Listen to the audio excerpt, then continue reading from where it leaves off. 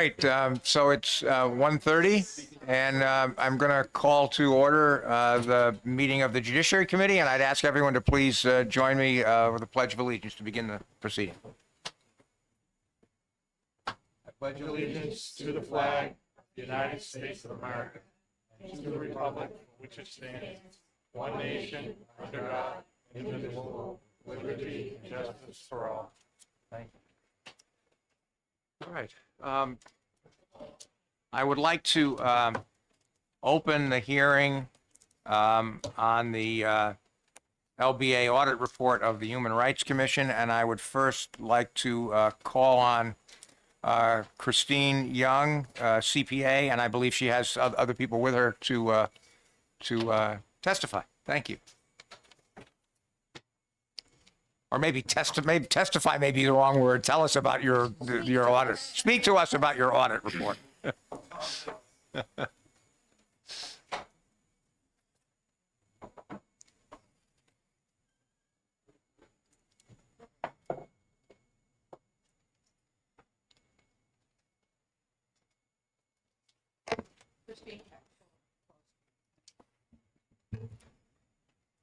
Okay, good afternoon, Mr. Chairman. Good afternoon. Members of the committee. For the record, I'm Christine Young. I'm the Director of Audits for the Legislative Budget Assistance Office. We're here to present the performance audit report of the New Hampshire Commission for Human Rights. John Clinch from our office was the in-charge manager on this audit, and he will present the report. Also joining us from the commission is Katrina Taylor. She is the acting assistant director of the commission. We also have Elizabeth Ash, and she's one of the commissioners on the Human Rights Commission. They were very helpful and worked with us to provide auditee responses for the report so that we could close the audit process and finalize our report. They're here to represent the commission on behalf of a key employee who is currently out on extended leave. Before I turn it over to John for the presentation, I'll note that the audit was presented to the Fiscal Committee on February 21st, and it was released by the committee. And with that, I'll turn it over to John for the presentation of the report. Great. Thank you very much. Hey. Thank you, Christine. Good afternoon, Mr. Chairman and members of the committee. My name is John Clinch. I'm a senior audit manager with the Office of Legislative Budget Assistant. I'm here to present our performance audit report on the New Hampshire Commission for Human Rights. With your permission, I have a brief introduction of the transmittal letter, executive summary, and background section. And then I'd like to go observation by observation. Sure. And Yes, open it up to absolutely. take your questions after each observation. Great. No, that's fine. Thank you. Great. As shown on the transmittal letter at the beginning of the report, our objective was to determine whether the commission efficiently and effectively enforced laws against discrimination when receiving, investigating, and making findings on complaints. Our audit period was state fiscal years 2020 through 2023. Please turn to our executive summary on page 1, which describes the overall results of the audit. We found the commission was inefficient and ineffective in investigating complaints and closing cases in a timely manner. I'm going to skip the remainder of the executive summary because I'm going to go observation by observation, if that's all right. Yes. Please turn to page 3 for our recommendation summary. Our recommendation summary contains 25 observations with recommendations. The commission fully concurred with 24 observations and concurred in part with 1 observation. Two recommendations numbered 10 and 13 may require legislative action. Turning to page 7, our background section discusses the types of discrimination cases handled by the commission, which cover employment, public accommodation, housing, and public education. Page 11 shows an illustration of the commission's case process. As you can see, there are numerous steps in the case process contributing to the time it takes to process a case. However, at the top of the figure, you'll notice complaints are able to move their complaints to the Superior Court at almost any time in the process. Figure 2 on page 13 shows over 87% of pending cases are employment cases. Table 1 on page 14 notes commission revenues and expenditures for the audit period. The federal revenue is paid on a per-case basis for equal employment opportunity discrimination cases, and general fund covers the rest of the expenditures. Turning to page 17, we have our chapter on management controls. Management controls are things like policies and procedures that help facilitate efficient and effective operations. In observation number 1, we have our observation on the timeliness of case processing. Discrimination cases were not processed timely by the Commission. It took an average of 840 days, or 2.3 years, to close a case during state fiscal year 2023. More than a quarter of the cases closed beyond the 3-year statute of limitations that would have allowed the charging party to remove a case to Superior Court. Factors delaying timely case completion included uncontrolled complaint amendments and deadline extensions by the parties, which are currently largely out of the Commission's control. We recommended the Commission process cases timely by tracking dates of important milestones, developing administrative rules to establish deadlines for amendments and extensions, and evaluating the costs and benefits of differing methods of electronically tracking cases. I'll pause here if there's any questions. Representative Smith? Mr. Chair, why don't you go through the whole thing without us interrupting you? Would that make sense? And then we can do questions? Sure, is that, yeah, Yeah, that might, yeah, I think that's that fine. would make sense. That's fine, please go ahead, continue. Okay. Turning to observation number 2 on page 20, this observation noted there was uncertainty throughout the Commission about who was responsible for ensuring oversight was properly executed. Commissioners were responsible for establishing internal controls for efficient and effective operations. Guidance provided to commissioners via the Commissioner Training Manual did not convey their responsibility to oversee the agency's operations. We recommended the Commission develop a system of internal controls, agree on commissioners' responsibilities, and update policies, procedures, and manuals. In observation number 3 on page 21, we determined Commission caseload data were inaccurate. Case closure codes on spreadsheets did not always match the codes found in case files, and some closure codes were undefined in the investigator manual. Reports to the legislature and the public were compiled using inaccurate data. It's management's responsibility to ensure quality data are used. We recommended the Commission develop policies and procedures for recording accurate data reflecting precise dates of case events and consistent closure codes, develop quality control policies and procedures to ensure data accuracy, update the investigator manual to reflect all codes in use, and consider implementing a case management system that can accurately record and report case events. In observation number 4 on page 23, we noted the need for a case management system. The Commission was unable to gather case statistics efficiently and effectively because it relied on a federal database from which it could not retrieve statistical information. The need for a case management system was not identified in its 2022-2023 State Information Technology Plan, nor was a 24-25 plan created. The Commission reported it could not implement a case management system that accepted electronic documents because RSA 354A21 required verified complaints. We recommended the Commission complete the 2024-25 State Information Technology Plan and identify the need and available funding for a case management system. Complete documentation required by the Department of Information Technology to identify requirements and consider defining verified in administrative rules to mirror the provisions of RSA 641:3 to allow complaints to be submitted electronically, and enhance existing spreadsheets to capture and report on caseload statistics. In observation number 5, on page 24, we discuss strategic plans and objectives. Commission management neither develops a strategic plan nor defines specific objectives to guide its operations. We recommended the Commission engage in strategic planning to link the Commission's mission to defined measurable objectives. In observation number 6, on page 25, we discuss the need for a formal risk assessment. The Commission did not complete a formal risk assessment during the audit period. This issue was also observed during our 2019 financial audit of the Commission. We recommended the Commission establish periodic, formal written risk assessments. In observation number 7 on page 26, we discuss performance measurement. The Commission did not establish comprehensive performance measures to report on its primary activities to determine if the agency's objectives and goals were being met. We recommended the Commission institute a comprehensive performance measurement system and choose performance measures that are based on available data.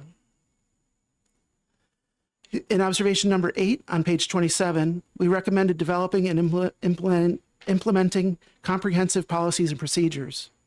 We found the Commission's written policies and procedures were deficient, disorganized, incomplete, and outdated.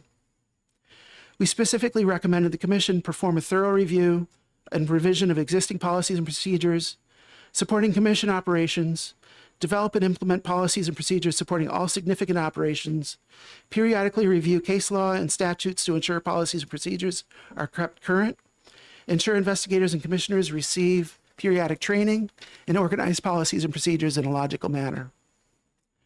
Observation number 9 on page 29, discuss the use of confidential information in instructional manuals. The Commission used unredacted documents containing personal information from real discrimination cases in its manuals, contrary to confidentiality requirements in its expired administrative rules. We recommended the Commission remove all personal information and case details from instructional manuals.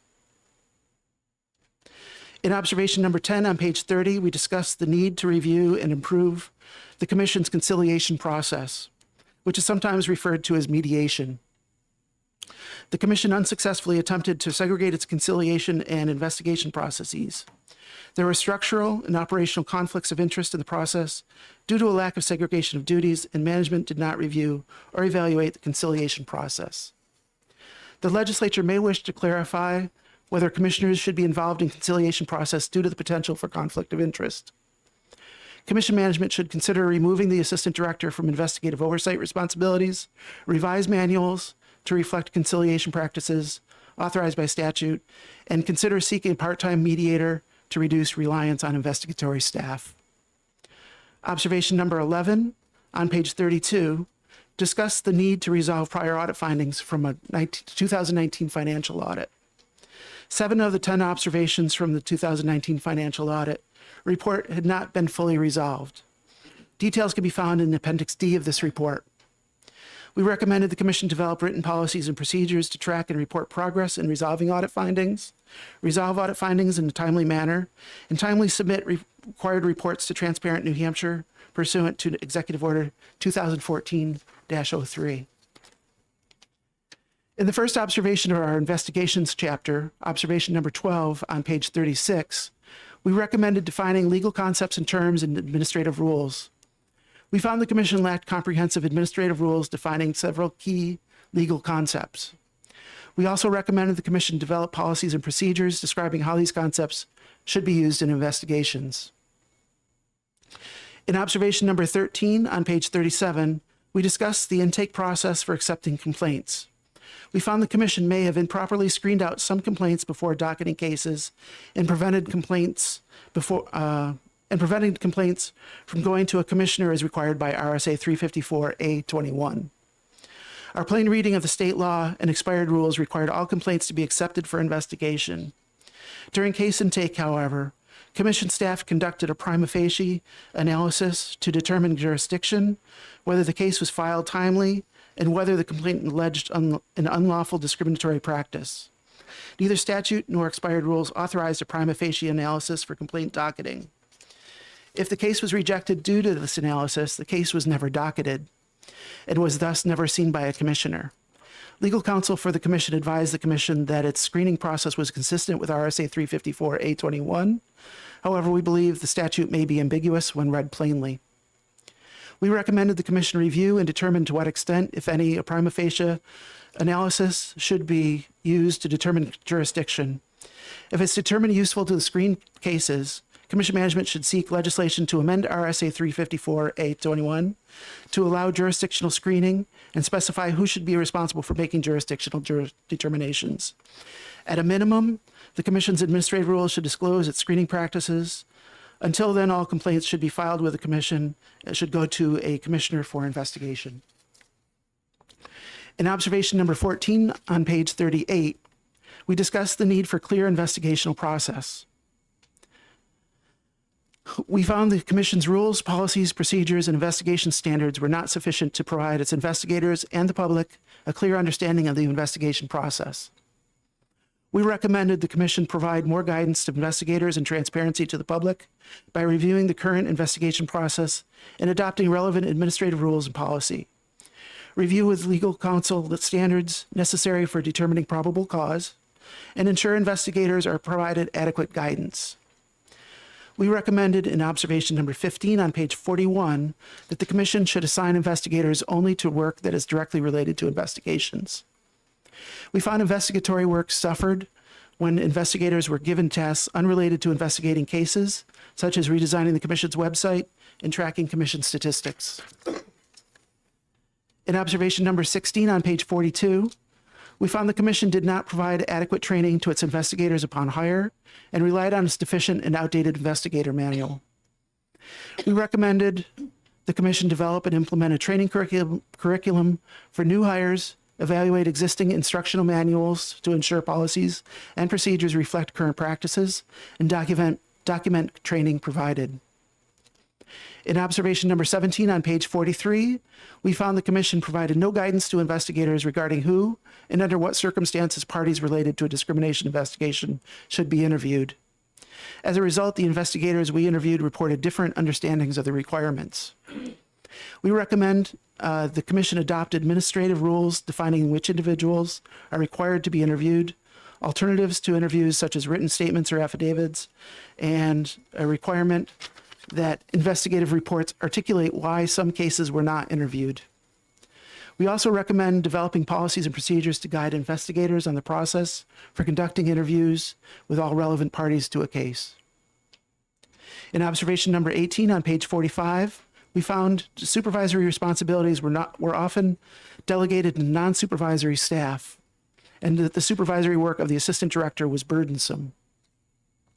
We recommend the Commission seek approval to create a supervisory investigator position to oversee the work of investigators and provide adequate continuous supervision.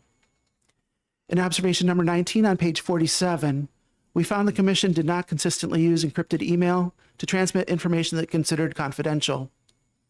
We recommended the Commission review email practices with an appreciation for the sensitivity of the messages, write an encrypted email policy on transmitting sensitive information, and implement the policy to better protect confidential information. In the first observation of our compliance chapter, observation number 20 on page 49, we found the Commission had been operating since 2015 with expired administrative rules governing its proceedings. The issue was also observed during our 2019 financial audit. We recommended the Commission immediately prioritize, complete, and present draft rules to the Joint Legislative Committee on Administrative Rules. In observation number 21 on page 50, we found the Commission charged what appeared to be arbitrary fees to external parties without knowing whether the fees were appropriate in amount, and in some cases, with no statutory authority to charge a fee. A similar issue was observed during our 2019 financial audit. We recommended the Commission charge only statutorily authorized fees and adopt them in administrative rules, document how the Commission determines its fees are reasonable, periodically analyze the cost of providing services, and publish the fee schedule on the Commission's website to ensure transparency. Observation number 22 on page 52 discussed the need to adopt its forms and administrative rules. The Commission uses several forms that are not adopted in administrative rules as required. In observation number 23 on page 52, we found Commission members did not consistently or completely file statements of financial interests in accordance with statute. We recommended the Commission establish written policies and procedures for timely submission of statements of financial interests, inform and educate Commissioners in completing the form correctly, and only allow Commissioners to serve in their appointed capacity with proof that forms were timely filed. In observation number 24 on page 53, we found the Commission did not publish biennial reports during the audit period as required by statute. We recommended the Commission ensure biennial reports are written and submitted to the Governor and Council as required by statute. Finally, on observation number 25 on page 54, discussed the need to reconcile Commission records with its federal database. We found quarterly reconciliations of commission records to the Federal Agency Records Center database required by the EEOC were not completed during the audit period. We recommended the commission establish a formal policies and procedures for periodic reconciliation of commission records to the federal database. Procedures should include effective management review and approval controls over reconciliation process. When reconciliations cannot be performed, implement mitigating controls to ensure data are accurate and complete. I'd like to mention the commission provided a letter to the fiscal committee responding to the report, and that can be found in Appendix B. And that completes my presentation. I'd be happy to answer any questions you may have. Thank you. Sorry, questions for these witnesses? Representative Smith. Thank you, Mr. Chairman. Since this isn't a regular hearing on a bill, I'm going to begin with just a couple of statements. I first want to acknowledge, sitting in the audience, is current Representative Mark McLean, who has chosen not to sit on Judiciary anymore. I don't know why. And former Representative Charlotte DiLorenzo. Representatives McLean and DiLorenzo were on the Judiciary Committee a number of years ago when concerns became so great that we formed, that a subcommittee was formed that Representative McLean chaired in 2022. And it was from that subcommittee effort to try to sort out some of these problems that the Judiciary Committee officially, when the chair was Ned Gordon, officially went to the Joint Performance Audit Committee to request this audit. And that's what the history of, that's what brought us to this place.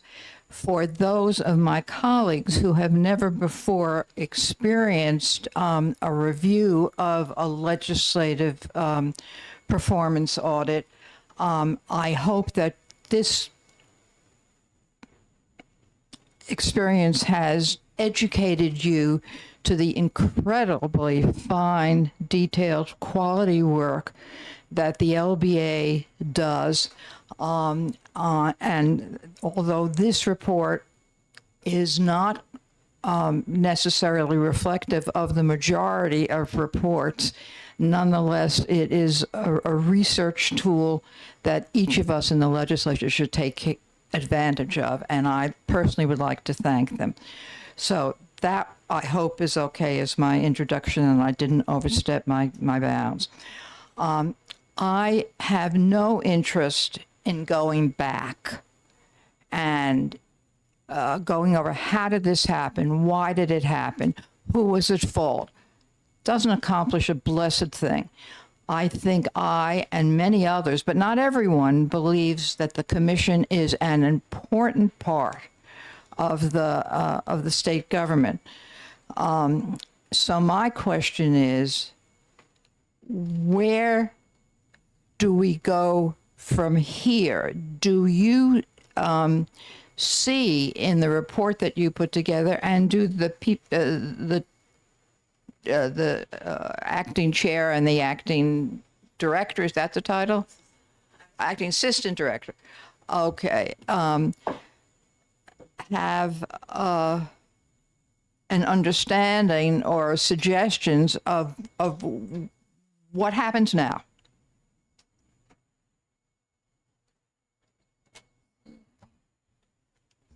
Mr. Chairman, can You have to move it close. Okay. And maybe talk louder. Hi. Thank you very much, and we concur. Thank you very much for your audit. So thank you very much, Representative Smith. We also don't want to look back. That's not going to be very fruitful.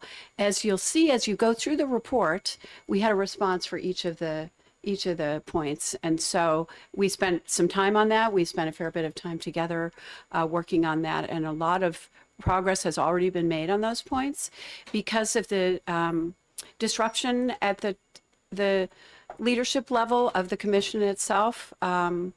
I've been doing this just for the last couple of months, Katrina as well. But because of that disruption, even the audit got slowed down. So, but aside from that, in the fall, quite a bit of work got done, thanks to Katrina and the remaining team members in the office and the commissioners. Normally, we're 7 commissioners, we're down to 5. We have received a waiver from the governor's office for the assistant director position, for hiring that and making that a real hire, which is great. We have submitted for 5 other waivers because we have vacant positions. So despite all that, we've gotten a ton of work done. I'm going to let Katrina tell you about that. Good afternoon. Thank you so much for allowing me to be here. And thank you, Representative Smith. I appreciate that. I can speak to the work we've done just since this audit started. I had started the biennial reports prior to our audit. We did get those finally posted, and I will be responsible for making sure those are continued to go on timely. We are in the final stages of developing that case management program that was referenced. We anticipate a go live date of June. So in the last few months, we have really ramped that up, and we are excited to utilize that. I have personally reached out to our counterparts at the EEOC to talk about our compliance with that handbook. I was an investigator. I was not in management up until very recently. So learning all these opportunities and what we need to do, it's just ongoing discussions. And I feel like we have a good kind of team right now, especially with our commissioners that are being active, and we're ongoing discussions with legal counsel to really address going forward, because I think with adequate resources, we really can meet these objectives. Follow up? Just one more question and then hear from other people.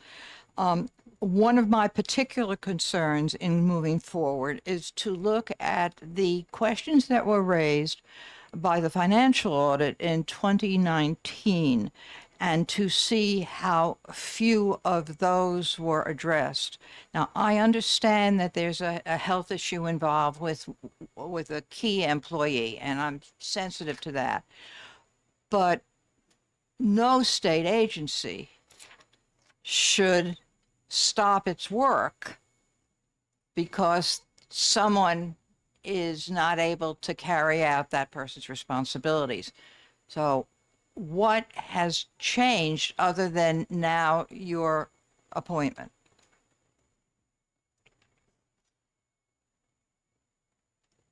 And you don't have to. You don't have to answer anything that makes you feel uncomfortable. No, I just can't speak to the 2019 audit because I don't have access to what we were supposed to do in result to that. Management was in control of that. So I wasn't so I don't know. I am now learning. I've learned more in the past 2 months that I've been acting assistant director than I have in the 15 years that I've been a state employee. So I am obviously eager to learn and fix any problems. Absolutely. All right, other questions from, yes, Representative Birch. Thank you, Mr. Chair, and thank you all for coming here and helping us do our work and finding out if there's ways we can help you do your work. As Representative Smith said, I have no interest whatsoever in spending time looking backwards. That may be unnecessary. And I'm also involved in boards and commissions and the like myself.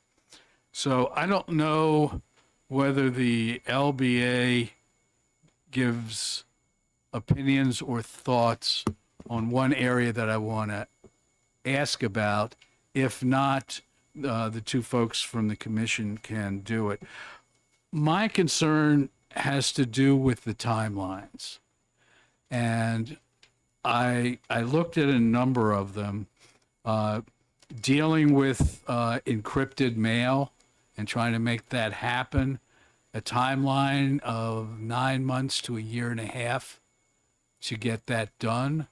I'm not much of a computer geek myself, but something tells me a year and a half to get to move over to encrypted mail when we're dealing with people's privacy seems off in some ways.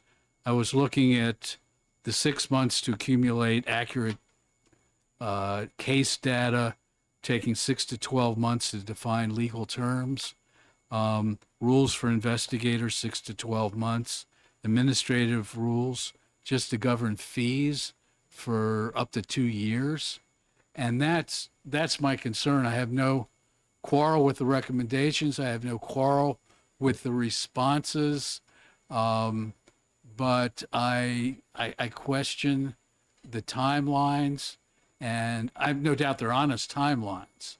But my question is there a way that we can figure out a way to accelerate perhaps some of these timelines? I don't know if that's something the legislature can help on or not, but that's my concern, that people's lives are, you know this, people's lives are affected by the speed in which not only the work you do, but the speed in which these changes are made. Thank you. That's a great question. We get about 25 complaints a month, and so we are ongoing processing those. But I want to give you a little bit of context here. If you compare the Human Rights Commission for the state of New Hampshire to that of Rhode Island or Maine, which are two states that have similar population to what we have. In Maine, in 2020, they had 14 staff at the Human Rights Commission in Maine, and currently they have 15. In Rhode Island, it was 14 in 2020, and it's 14 today. We have currently, we have requested for 16 employees. The governor requested 12 employees, and we had received funding for 15 employees. But in the last 2 years, we had some very high turnover, much higher turnover amongst the staff because of the disruption at the highest level of the commission. I want to say the company at commission. I come from the private sector, so excuse me for that. And prior to the last couple of years, we were much, much more stable. We had an unfilled position. Back in 2 years ago, the applicant pool wasn't very good.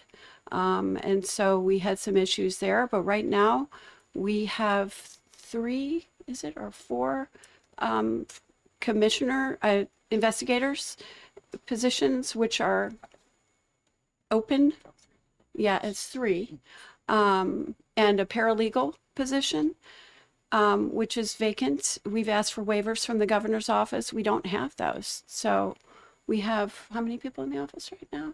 9? Mm-hmm. 9 doing that work. And so, and you saw in Mr. Clinch's report that you had one of the criticisms, which is a valid criticism, was that one of the executives in our office was doing too much of work on the investigations, and how do you get all the work done, really, with those vacant positions? And that's a real solid problem on our end. So we have applied for those waivers. As I mentioned before, the governor has granted us 1, which is great. And we hope for the others so that we can dive in and get the work done. Thanks to this audit, we know, and our own thinking too, we agree with it. We can see the rules and the procedures and things that need to be brought up to speed. We want to do that work. We're ready to do that work. And we are short-staffed. And so I presented about the other states just because, everybody says, oh, we need more money, we need more people. I mean, that's a common thing, but if you compare our state commission to other commissions, we are lacking, that should be comparable. Does that answer your question to a degree? It does. If the chair doesn't mind, could I Yeah, no, follow up, sure, follow up. just for some clarification? These time estimates, I assume, are based on your current staffing. Yep. And your current, just to clarify in my own mind, how many warm bodies, if I can use that term for good, hardworking folks, how many warm bodies do you have right now going forward? 9, I believe. 9. We have 9. So you have 9, and you're authorized by statute or by by budget or whoever for how many? 15. And just a final, can I assume that the issue of filling these vacancies and hiring, to the extent that it's allowed by the governor's office or whatever powers that be, pay attention to these things, is a robust effort to fill these? Yes, and I think what you're also driving at is, will that shorten the timeline? We believe it will. We have a roadmap. We have a roadmap, the things that need to be done. We just need more hours in the day to get them done. Other questions? Yes, Representative Perez, then Representative Manos. Wow, is my reaction to this. Wow. I'm going to address the elephant in the room, and I am going to go back because it's my understanding in 2019, 7 of the 10 recommendations since then have not been met. Is that how I understood you saying it? That's what I believe the data says Okay. that is complete. So- I was not responsible for those Well, things not being I met, understand that unfortunately. you're not responsible, but I get that. Okay. I never worked in government. I've always worked in private industry. If this was a private company, it would have been dissolved years ago. Okay. I do not live in Rhode Island and I do not live in Maine. I live in New Hampshire and I am floored by this. Floored because the people that you're supposed to represent are getting pushed aside and you're using the excuse of staff. And I have an issue with that. I was an intensive care nurse. Do you think if somebody didn't show up, we could say, well, we'll just take that person and put them out back? I'm shocked by this. I am shocked by this. In 2019 or 2017, were you at full staff then? Why didn't, from 2019 to 2000, whenever you started this, why weren't those goals met? And why are goals now just being looked at because you've been audited? And I don't mean this you personally. I'm talking about the commission. Yeah. I am floored by this. I am embarrassed by it. Embarrassed. And I thank the auditors for bringing this to light. Thank you. All right, Representative Manos. Thank you, Mr. Chair. I wanted to ask 2 disparate questions. I wanted to ask about what the status is on updating your administrative roles. And then I wanted to ask about case backlogs and what's happening with that. I'm concerned that you're going to, as you should, put time and energy into the audit recommendations. And then does that affect the backlog and an increasing backlog? If I read this correctly, it looks like even now some of the backlog goes back to 1984. Maybe I'm reading that incorrectly, but those are my 2 questions. I could address the 1984 comment. We had some language in our executive summary that apparently is not, it can be read multiple ways. The case, the oldest case at the commission in 2003 when we were working on the audit was January of 2022. That was the oldest case in the backlog. The 1984 date actually refers to the issue of backlogs extended back to at least 1984. Not that there was any cases from 1984 that were in there. And I apologize for that. All right. What is the current status of backlogs? And then if you could also tell me what's happening with the adoption of your administrative rules. Sure. So the assistant director, before she left the commission, was in the process of submitting those to JCLAR, I believe. So I have now, because of the absence of the executive director, I'm going to work with our legal counsel to learn how to do that. So hopefully I can do that soon, obviously with guidance from Department of Justice. In regards to case backlog, what happens with the case backlog is if an investigator leaves, those cases need to be reassigned. So the 25 to 30 cases that come in every month are put at the end of that pending file. So the more staff you have, the more investigators you have, the more cases you close. So if we're able to fill those positions, I'm confident you're going to see, I've seen personally when we have been at close to full staff, we were able to reduce that time where it took to get an investigator assigned. It used to take 18 months. When we were fully staffed and operating, we got that down to 11 months. So if we can work with those resources and keep our staff full, I am confident that we could move forward with that. Yes. So I'm still not getting a picture of what is actually the current backlog at this point. Do you want a number of cases? Okay. Yeah, and by year, number of cases and by years, if you know that. Would be Sure. So as of right now, the oldest case that's waiting an investigator is from September of 2023. And we have about 390 cases waiting for investigation.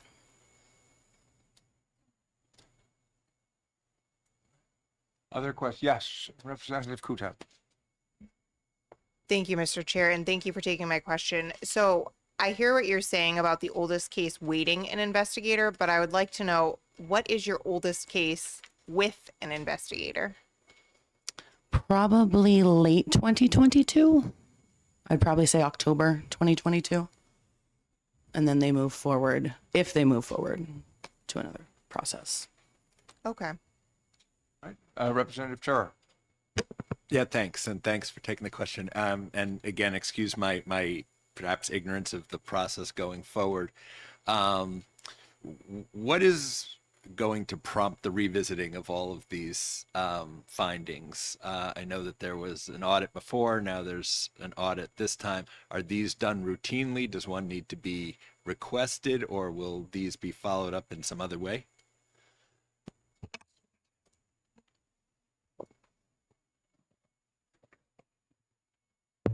Thank you for the question, Representative.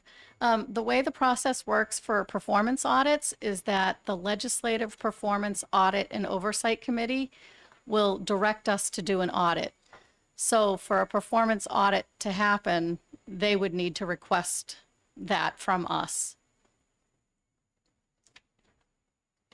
Just follow up. Yes, of course.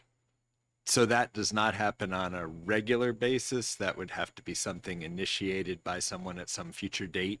That's correct. Sorry, just one more follow-up. Sure. Is there any sense of when that would be appropriate and how that would be initiated? The LPAOC can do that at any time. We meet with them on a quarterly basis, and we ask them for topics at that time. So any one of the members on that committee can request us to do another audit if they deem that's appropriate. Yes, Representative Smith. In fact, what happened here, Representative Turer, is because there happened to be people on Judiciary who were familiar, we won't say who were familiar with the legislative, the performance audit process. This committee went to the Joint Committee on Performance Audits and requested, and that's where it happened. One of the incredible resources that's available to the legislature is the performance audit and the financial audit, but that seems a little more clear, the performance audit capability of the LBA. Every committee, every standing committee has oversight responsibilities and should be paying attention to those oversight responsibilities on a regular basis. And out of that might then come nothing because everything is going fine, or a request from a standing committee or for some individual members for a performance audit.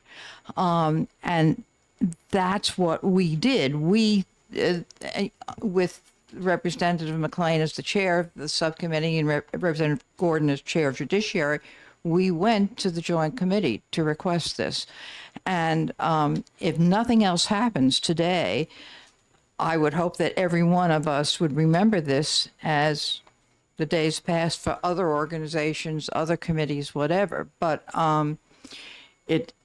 and then there's only a limited capacity for the LBA, and so they can't take all requests. And the committee makes recommendations. LBA looks at them and says, yeah, we think we could do this, but we couldn't do that, or we would have to define it in a narrow way or change.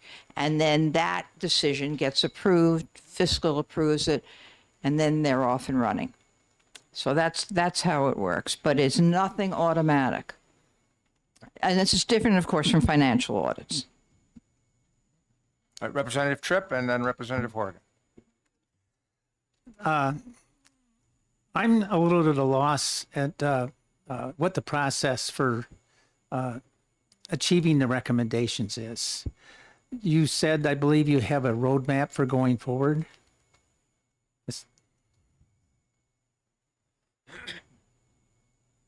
Thank you. This audit gives us a roadmap for going forward. And if you go through at each observation, we could do that if you wish.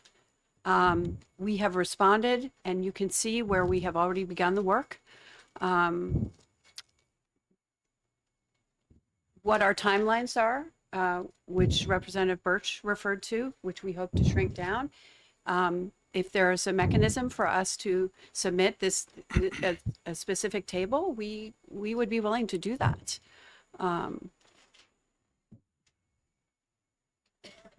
Yes, follow up, Representative. So I guess, so you've assigned priorities to the recommendations so that you have a idea of which ones you're going to tackle first. And yeah, yes, you can see many of them have already begun. And if you go through, so after each observation, at the end of each is a response from us, which details what we have done, and that's where Representative Birch got the timeline, because we mentioned, what space of time we expect to be finished with the task, and that's the roadmap I was referring to.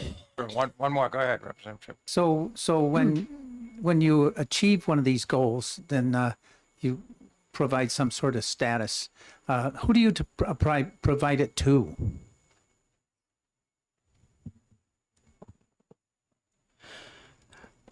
Thank you. I just wanted to point out that there's an executive order that requires audited agencies to report to Transparent New Hampshire on the status of their resolution of the observations. And that the executive order is 2014-03.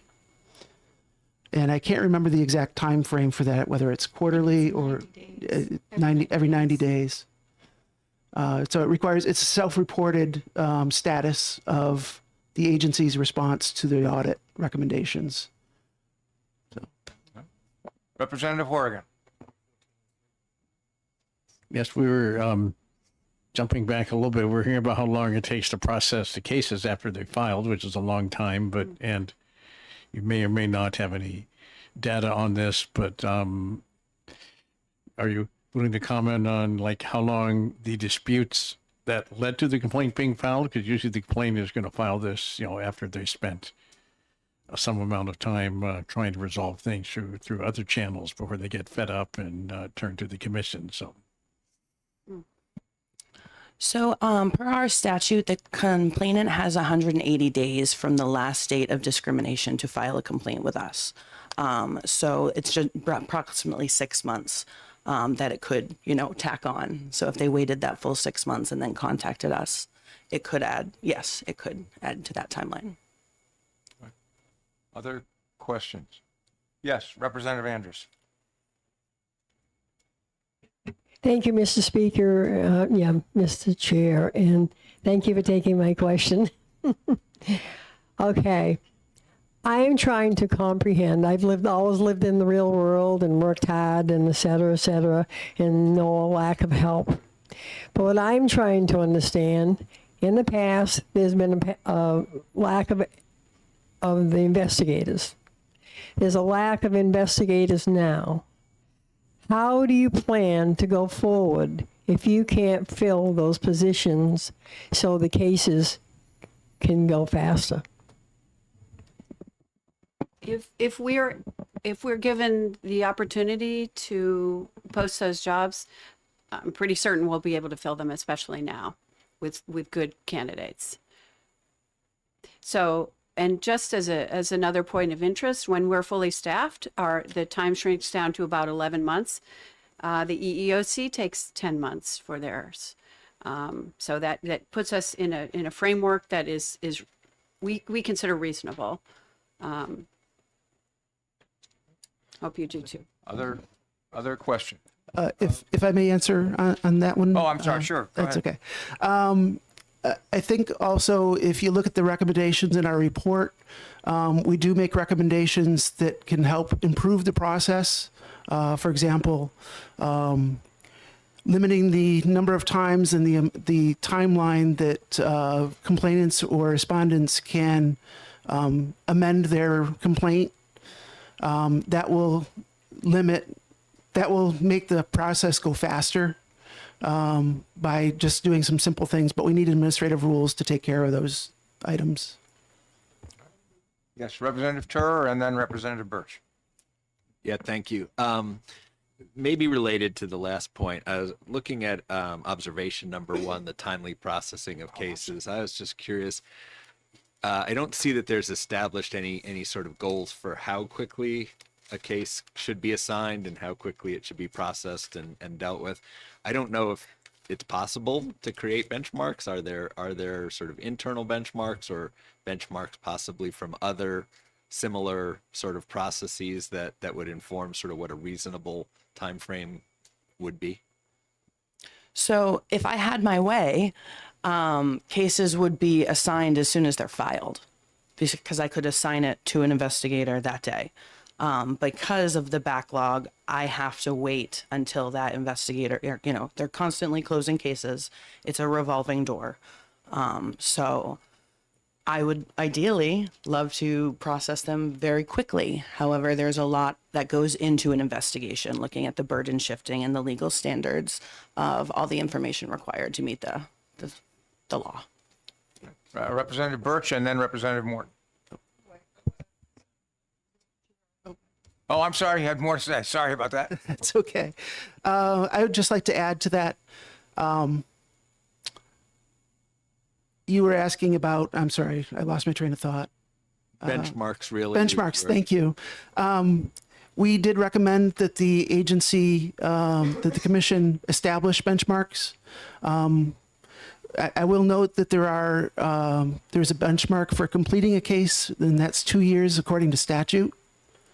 That there was recently a Supreme Court case that came up to determine whether that was a drop dead date or just a target date, and the Supreme Court declined to rule on that issue. So it's unclear whether the 2-year benchmark in statute is a deadline or just a target. Representative Birch. And my question really goes to the chair in terms of procedure and the like. I see a representative from the Attorney General's office in the back of the room, and I note that we don't have pink cards. And I would hope that, considering the Attorney General's office also pays attention to issues of discrimination and resolving those matters, that at least he be invited to give what he might, but that may not be proper procedure. I'm very glad that Attorney Locke is here. I've had discussions with him, and he will be making a presentation. So yes, Terrific. Representative Morton. Thank you, Chair, and thank you for the question. So this is more for you guys that did the audit here at the LBA. How often do you do audits like this in general? Do you do one a month for different organizations, commissions, so forth?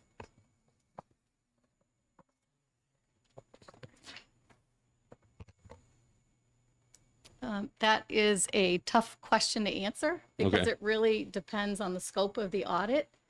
Right now, we have 4 performance audits in progress.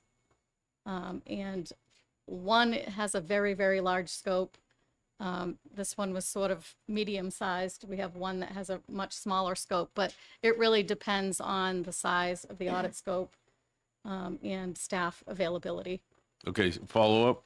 So I'm taking you have a few per year in general, and this one has 25 observations. Is that a typical number? Is that a low number, a high number? That's probably like a middle of the road number. We have one audit that is in process right now that has over 50 observations. So again, it really depends on the scope. That's the audit that has a really large scope. All right. Other questions? So I guess I have a couple of, oh, I'm sorry, Representative Bergeron, go ahead. I should probably yell a little louder about it. I'm going to bounce around a little bit, if you don't mind, but I'll try to be extremely quick. Could you just be a little closer to your mic? Thank you.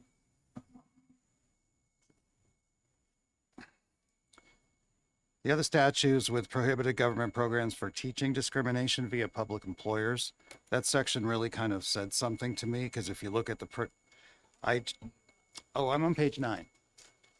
For public education discrimination, that was one of my first because it's early in the report. And I wanted to know what an example of a protected case is in this case. She was a protected class. Is there like a... So a protected class is anything that was listed in our statute. So age, disability, religion, national origin, sex. Oh, good. Okay, perfect. Thank you so much. I mean, the timing definitely concerns me on a lot of this, but I'm sure it's not anybody sitting at the table, but... It concerns us too. Yes, of course it does. I can see it in your faces. And as far as being, yes, never mind.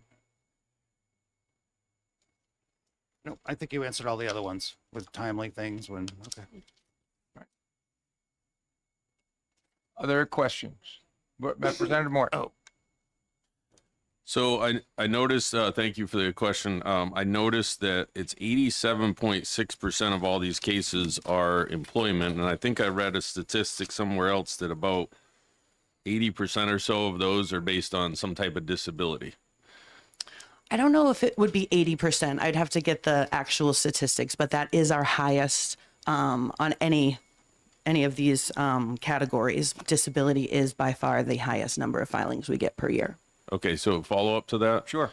So, like a lot of cases that could be something dealing with an unemployment case. So would that be something that if it's already gone through unemployment, then it could go to your department or your commission within that 6-month period or something? Yeah, unemployment only has their statute, so they'd have to go the 282. Or worker, I should say workers' comp, something like that. It could potentially intermingle, absolutely. Okay. But they are not precluded from filing a separate complaint with, for example, labor for workers' comp.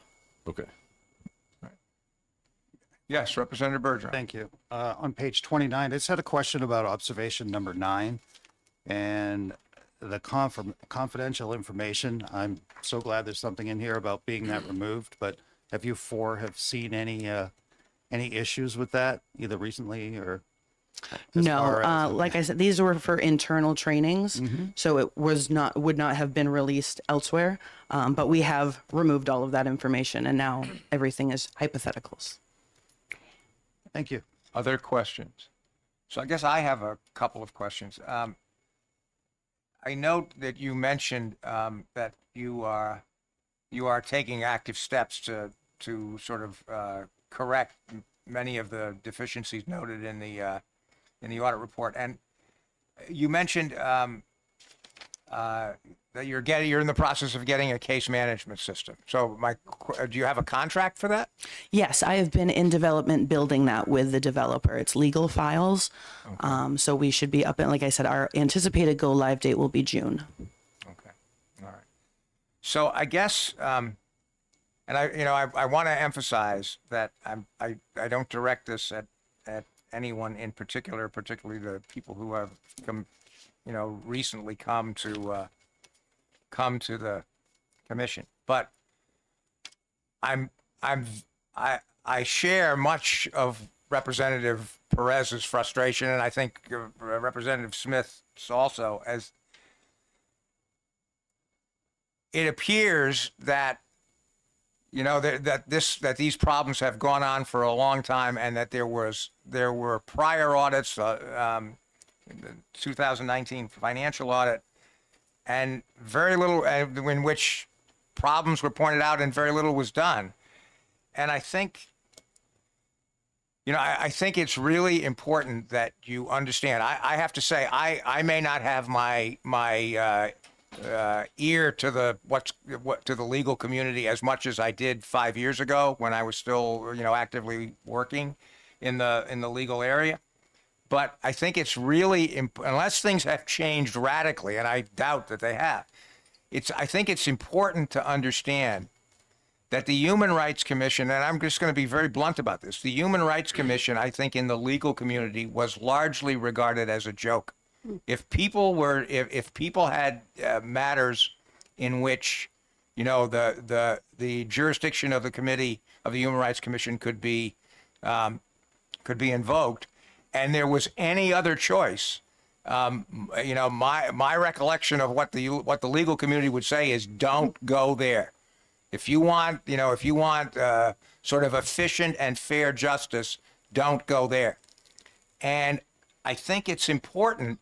I mean, I personally think that this commission is important. It's in statute for a reason, and it's important.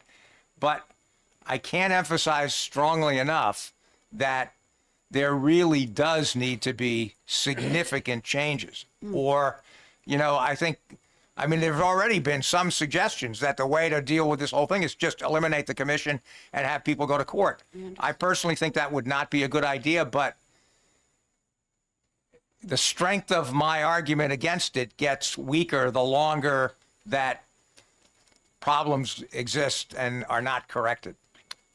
May I offer a couple of observations? Sure. If you're talking to attorneys, okay, claimants do not hire lawyers. Respondents do. It is extremely rare for a claimant, someone who feels they've been discriminated against, a New Hampshire resident who feels that they have been discriminated against, does not hire an attorney. They come direct to the commission, and it doesn't cost them anything to file. If the lawyers are frustrated, it may be related to that. They are almost always, attorneys are hired by the respondent. And I understand that, but I guess what I was half of the. No, I understand what you're saying, but I think part of the problem is that attorneys on the plaintiff side who may have who may feel that they have a valid case, or their clients may have a valid case, their view often is, I'm going to court as quickly as I can. I don't want to be involved in the and that's at least speaking as of 5 years ago, that was my impression of what the general feeling in the legal community was, and it wasn't just limited to respondents' attorneys. Another request we've made of the governor's office is that, so the executive director position has been, I forget whether it's classified or declassified. One of them is a term limited. We have recommended that position be a term limited, just like the commissioners are. And I think that could make a significant change going forward. As I understand it, there is going to be we agree with you, and we sympathize with Representative Perez's discouragement, honestly. We're trying to think of the big things that we can do for that, and that's one of them. Yeah. All right. No, thank you. As I said, I don't direct this against you or your colleague here, We but we understand that, and thank you for emphasizing that. We feel the same way. I mean, those of us who remain are committed to the statute that you all or your predecessors have given us is to protect New Hampshire residents from discrimination, and that we're committed to that mission. And there are some cleanup that needs to be done in order for that to happen properly. We have rolled up our sleeves. The commissioners, you may know this already, so forgive me if I'm repeating something. We're volunteers. We all have full-time jobs. Those of us who remain are working very, very hard to move things forward in a way that we can be proud of. And we're not there yet. We know that. No, thank you. Thank you for that. I appreciate you. that. Yes, Representative Kutat. Thank you, Chairman, and thank you for taking my comment. I do sincerely appreciate all the work that is trying to be done here. I do want to say that as part of us going in there, it was revealed even by claimant attorneys that there were really quite some old cases that we just discussed last summer when we had a retained bill, and the oldest case at that point that we heard from a complainant's attorney was 2019. So if that's no longer the case and it's 2022, that's great. I'm trying to get confirmation on that. But just last year, there was a case that was pending as old as 2019. So let me clarify what I said earlier, because when I said the oldest case with an investigator is 2022, after a case is gone to a probable cause finding, then it moves up the level to the executive director to hold a pre-hearing and a public hearing. There are 2 cases from 2019 that were pending and then the executive director went on leave. So I'm now working with legal counsel to move those cases forward again. I unfortunately haven't done that process. So hopefully the Department of Justice will help me out to get those moving at the very least, because the parties have indicated they don't want to remove those to court. okay, so the oldest actual case that the HRC has then is 6 years old. Is there anything older than that with anybody? I don't care who it's with. If it's at the HRC office, are there any cases that are older than 2019? To my knowledge, no. Thank you.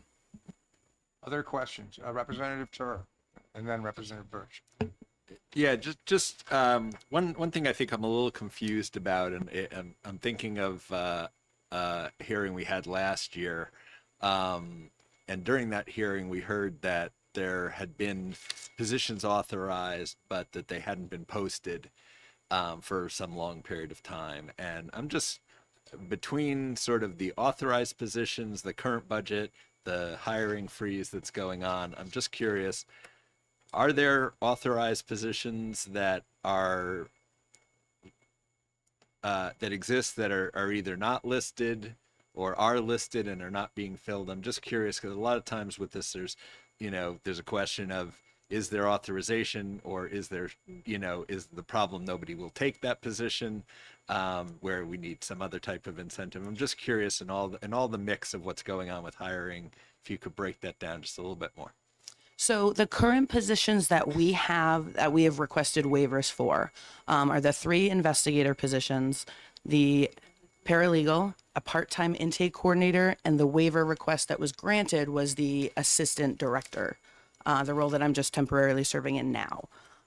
So those are all, and that would make up for the 15, I believe. That gets us to 15 with what we have in the office, 6 and 9. Does that make sense? Okay, and just one quick follow-up.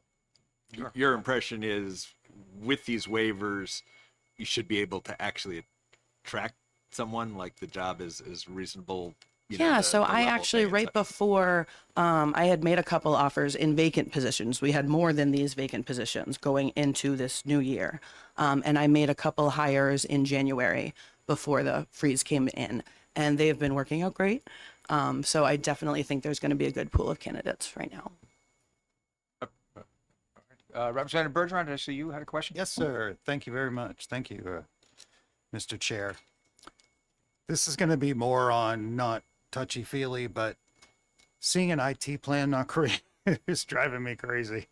So I guess when I'm looking at something like this, did you all offer sort of a priority out of all this to see if one helps the other, if one's done, or how does that work? Do you think that's a possibility? Because some of these are Yeah, when it comes to the serious. IT plan, unfortunately, I wasn't in management to address those. I am one of those kind of people that is looking to ask questions. So I'd be happy to work with DOIT.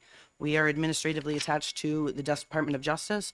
So I have been leaning heavily in them on guidance as well for some help. Good, so we both see that then. Okay. Absolutely. Thank you, I really do appreciate that, because I was. All right. Other questions? Oh, Representative Horrigan? Yes, to go back to what was on page 7 through 9, just a summary of all the various things you're required to do by RSA 354A, and including some recently material added in 2019 and 2021 about public education. But then there's another section that was added, which I guess just took effect, 2.5 months ago on January 1st, 2025. It's passed in 2024, and that's not mentioned at all in the audit. And this is probably a pretty obvious question, is that's simply because it's outside the scope of the timeline of your investigation. So this was not something that applied to the commission when you're actually, doing the investigation. Yes, that was outside the scope of the audit. Yeah. End of the scope was fiscal year 2023. Yeah. Okay.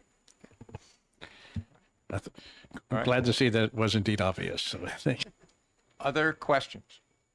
Seeing none, thank you all very much for coming, and please, I'm going to call on some other people, but if you have the time and you're interested, please don't hesitate to hang around, and we might, maybe something will come up that we might raise a question. But again, thank you very much. Attorney Locke, I wonder if I could delay having. I am kind of thinking that you might be best served as kind of the cleanup hitter here. And so I believe we have an attorney who practices or has practiced before the Human Rights Commission that's here. And I wonder if you could come up. I'd love to have hear what you have to say, please. Thank you. Oh, these are the two people who are here on my right. Hi. Oh, Mike, you got to press the button. So there you go. Thank you. Thank you for having me. My name is Samantha Hearing. I'm an attorney at Shaheen and Gordon. Part of what I do is employment law, and I'm here to talk to you today about my experience. I have some prepared remarks that I'd like to discuss, but I'm also ready to take questions first if that's easier for the committee. No, please, we'd love to hear what you have to say, and then we probably will have questions. Thank you. First, I'd like to say that I agree with all of the recommendations in the audit report. I found nothing that I could suggest a different alternative for in that report. Second, I want to emphasize that I believe very strongly that with improvements in the HRC, it is capable of useful and efficient government operation. We just have to get it to that place. And it'll take some patience and some time, but I believe that's possible. I also want to mention that I'm here today fighting for the HRC for poor people, essentially. If we were to eliminate the HRC, there will be a segment of our population that will not be able to find legal counsel to help them with their cases. That's because as a plaintiff's attorney, I essentially have two options to offer my clients in terms of payment. One is a contingency fee, a percentage of whatever recovery is made for them, or they could pay by the hour. That requires them to have the money to pay up front my hourly rate, which a lot of folks just don't have. Now, in employment law cases specifically, the recovery that an employee can get is based in large part on their lost wages, their damages. If they're a low wage earner, say a busboy, a market basket store clerk, a TJ Maxx clerk, any low wage earner, they're going to have damages that are so low that it precludes a contingency fee attorney from taking the case. And they're not entitled to an attorney by statute in any way, so their only option would be to handle that case alone. I'm sure you folks can imagine that pro se people with full-time jobs and ordinary life responsibilities who are trying to take care of their families and just make it day to day probably don't have the time to figure out the inner workings of an agency or a court system. That's in my view, the fundamental purpose of the Human Rights Commission. It's to level the playing field for poor people of minimal means so that they can enjoy the right to work and to support themselves and to not rely on the government for assistance. I also want to talk about some improvements that can be made. I'm sorry, I hear you. I'd also like to talk about some improvements that could be made at the Human Rights Commission. Once a case is assigned to an investigator, the very first change that needs to happen is that investigators need to understand the law that they are supposed to apply. They need to understand the very minimal burden that is the PC, the probable cause burden that complainants have to meet.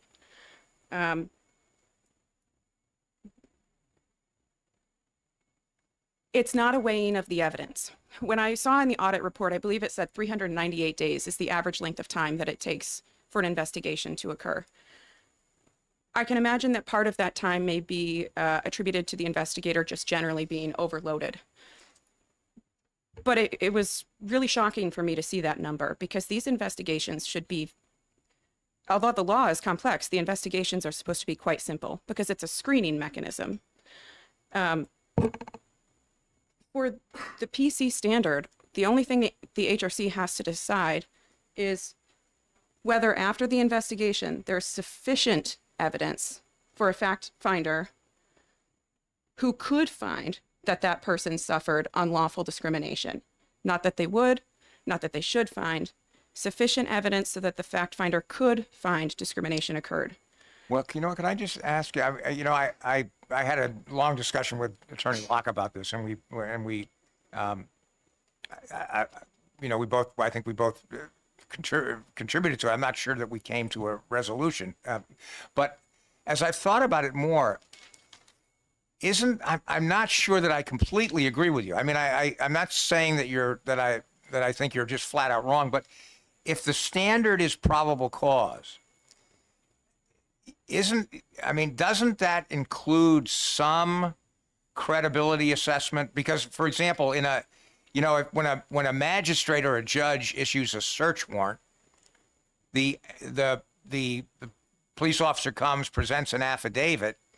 One of the things that the affidavit will often say is, this informant, for example, is reliable. He's given reliable information in the past, so that the fact finder can say, okay, I can make a finding that what has been said here is likely credible.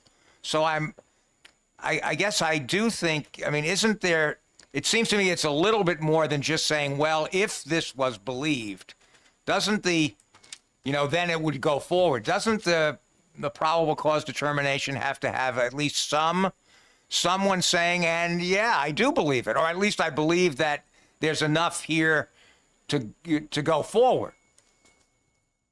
I think they have to determine that they believe it's possible, not that it's likely. They need to determine that the alleged unlawful discrimination is possible. There's sufficient evidence for a jury to find that discrimination occurred. I'm not familiar with the standards that are applicable to warrants. In my view, the HRC process is pretty similar to litigation in court, where conciliation at the end of the HRC is like your trial. And getting your PC finding is pretty similar to summary judgment in federal court. Also, I would point to, although the regulation has expired, I would point to 210.01 Part B, which states that in making the determination of probable cause or no probable cause, the investigating commissioner shall reserve for determination at the public adjudicative hearing disputes involving material fact. Disputes involving material fact. What they're really talking about is the complainant has alleged their prima facie case of employment discrimination. The employer has offered some reason that, if true, would be a legitimate non-discriminatory reason for the action taken against the complainant. If I'm the investigator, I don't have to decide who is telling me the truth or who I believe. I just check the box that the complainant has met their burden, and it moves on to the next phase. Okay, so that as I listen to what you're saying, that sounds like a reasonable way to go. I'm wondering though, if maybe what we need to do in the statute is just take out this reference to probable cause. For a long time, yes, I have thought that the name probable cause is part of what the problem is here. It suggests something different than what it really is. So I think that would help. All right, Representative Smith. Thank you. This is a layman's question. Am I correct in thinking that what has been going on is two successive procedures that are where a procedure takes place and then subsequent to that the exact same procedure takes place in terms of the thorough investigation and weighing of the facts and deciding, I'll say guilt or innocence. We know it's not guilt or innocence. And then that decision is made and then it starts all over again. Has that not been what has been going on at the commission? Are you referring to cases going through the commission and then moving on to court? I'm referring to cases before they get to the commission. I mean, they get to the commission, but not the commissioner. They get to the commission. The initial phase is very thorough, and we always liked thoroughness. A conclusion is made that the case should go forward, and then it's the same information all over again before it gets to the commissioner. My understanding is that the investigation happens, as you mentioned. The investigator makes a report with a recommendation. The recommendation is either probable cause to believe discrimination occurred or no probable cause to believe it occurred. The commissioner then reviews the evidence and stamps the report, signs off on it, essentially, if they agree. The commissioner, I believe, has the power to change they don't have to follow the investigator's recommendation. I just want to be very clear about your question because I'm not clear enough. So, and if I move on. If I can I try to recharacterize, because I think I know what Representative Smith. I think what she is getting at, and it does. I think we did hear in the last year or something about this. I think her concern is that the investigation to determine if there's probable cause goes on for so long and gets so intensive that if there's a determination that there is probable cause and you then go to a final hearing, the final hearing is basically just a repeat of the investigation that led to the finding of probable cause. Is that sort of correct? What you're... I missed that class in law school. Thank you for helping me. Thank you both. I think it's different. The investigation phase at the HRC is what is equivalent to essentially discovery in court. So it's the information gathering. In court, it's each side gathering information from each other. At the HRC, the investigator stands in the middle and does that work. So the parties aren't really communicating about it. Then once it goes to conciliation, a hearing in front of the commissioners, that's essentially like a trial, at the end of which the commissioners have the authority to decide what acts of discrimination they believe occurred, and they have the authority to decide what lost wages are and damages and things like that. Does that answer your question, Representative Smith? Thank you. I also wanted to mention that I think before the HRC can be expected to ensure that they are appropriately following the exact requirements of the law and nothing further, I think there has to be a lawyer there to help them with that. I don't think the HRC needs a full staff of lawyers. I don't think each investigator needs to be a lawyer, but I think there's got to be at least one lawyer there, perhaps the executive director or, even the supervisory investigator role that's been discussed. That person could potentially also serve as a lawyer to make sure that not only are staff trained on what the law says and requires, but that they are actually following it in practice. These legal standards, as an attorney who practices in these areas, I can tell you, I can read a legal standard. I still don't know what it means. I have to do a lot of legal research on case law to see what does the court think those words mean when they apply it to a set of facts. I really think they need a lawyer in order to get through that in a way that makes sense and makes their operations more efficient.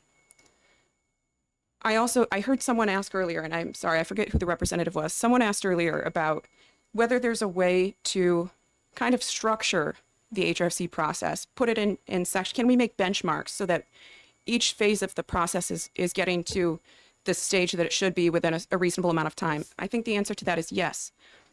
Previously, we had our organization, NHAJ, had proposed breaking it down by quarters. 4 quarters, essentially.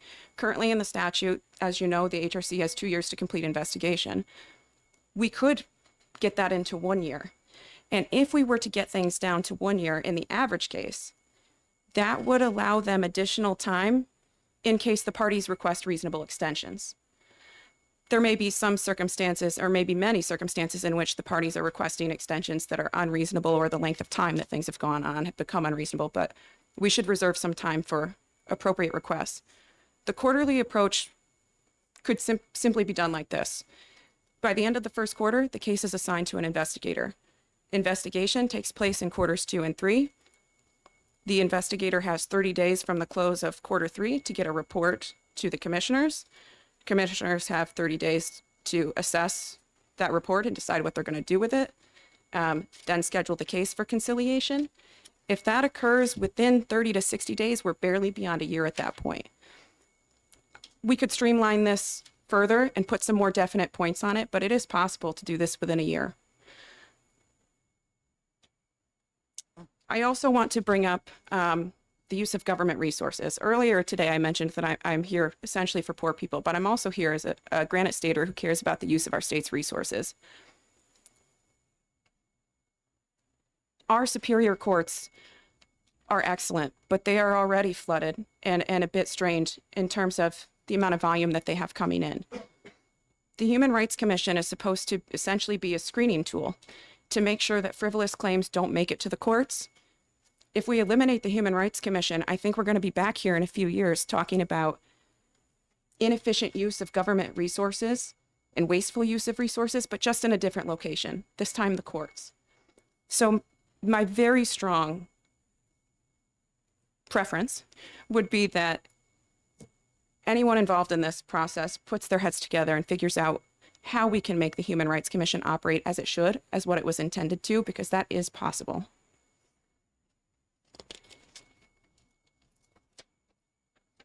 Earlier, Chairman Lynn, you had mentioned that, from your time in the bar, that you felt that some attorneys thought the Human Rights Commission was a joke, and that for that reason, it should be eliminated.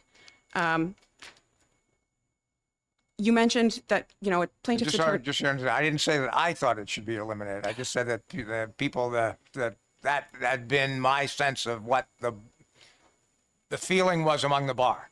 Thank you for clarifying that. I apologize if I misstated that. The only incentive for plaintiff's attorneys with good cases to avoid the HRC is if they are misapplying the law. As a plaintiff's attorney, I have limited time and resources. I have a lot of cases. I have to keep it moving to get through my caseload, right?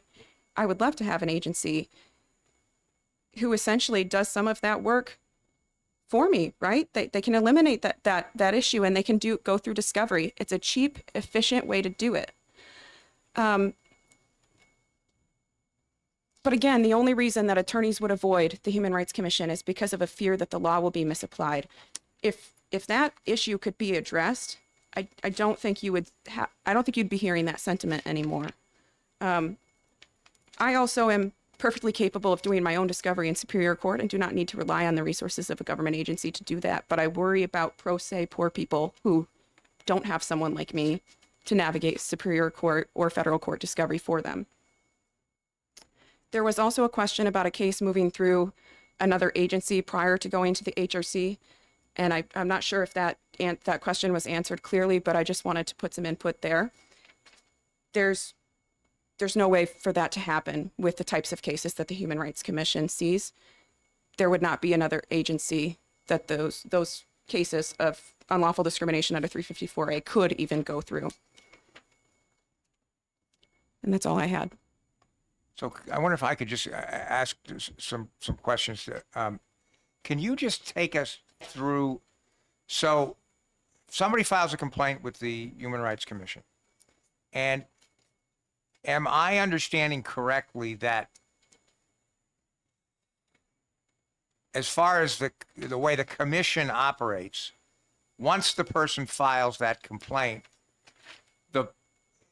the commission doesn't expect that person to do anything further actively? In other words, that person is not expected to act as sort of an investigator themselves, get additional, I mean, they may respond to requests to provide additional information, but they're not supposed to do the investigation themselves. It's somebody at the commission, an investigator from the commission, that will investigate their allegations. Is that correct? Yes, that's correct. Right. And then once it gets to the point that the investigator has completed his or her investigation, and is going to make a recommendation to the commissioner, is that something? Is the question of what that recommendation should be something that is actually litigated? In other words, does the respondent come in and is there an argument about whether the investigator is going to recommend that there is or isn't probable cause? No, we do not see the commission's thoughts on whether there's probable cause until there was a report authorized by the commissioner. Okay, so in other words, there's nobody on the other side, the respondent, gets to come in and say, and again, I'm going back to the search warrant analogy, but the respondent doesn't get to come in and say to the investigator or even to the commissioner, don't issue this finding of probable cause. I see what you're asking. The opportunity for the respondent to do that is by complying with the investigator's request for information. So one thing an investigator should request of any respondent employer is, give me a copy of your equal employment opportunity policies. Give me a copy of any policy that relates to the alleged type of discrimination. Give me a copy of that employee's personnel file. The employer also has the opportunity to submit a verified response signed under oath that responds to each and every allegation the complainant has set forth in front of the commission. So they have a full opportunity to respond to all allegations that are raised against them. Nobody gets to bicker with the investigator about whether probable cause should be found or not. Once a report finding that probable cause exists has come to us, if I was an employer's representative, I could then ask the commission to reconsider that. I'm not familiar with the ins and outs of the reconsideration rules because I've never had to do that myself, but I know that's something that's available to the parties. Okay, no, that's helpful. Thank you. Other questions for this? Yes, Representative Moore. Thank you, Chair, and thank you for the question. So, it sounded like 11 months might be a best case scenario in the future, that these cases could be shrunken down that quickly. And meanwhile, you mentioned poor people is a big concern, and they're not going to receive all that much money to begin with, not enough to justify a lawyer, or for them to pay for a lawyer. What percentage, or do you have that information of the cases that do finally get through, whether it's a year or two later or whatever, do they actually win a judgment? Several years ago, we had done a right to know request to the Human Rights Commission to essentially target some of that data. And we had also reviewed the opinions that are published on the website and just added up the totals ourselves. At that time, I found that 75% of cases were won by the employer. I haven't reevaluated that since that time. And again, I'm not sure exactly what year that was, but I know it was several years ago. And it was once performance audit discussions were already underway.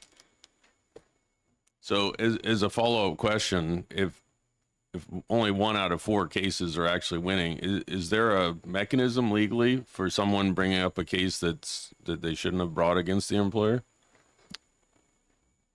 A mechanism for who? I'm sorry.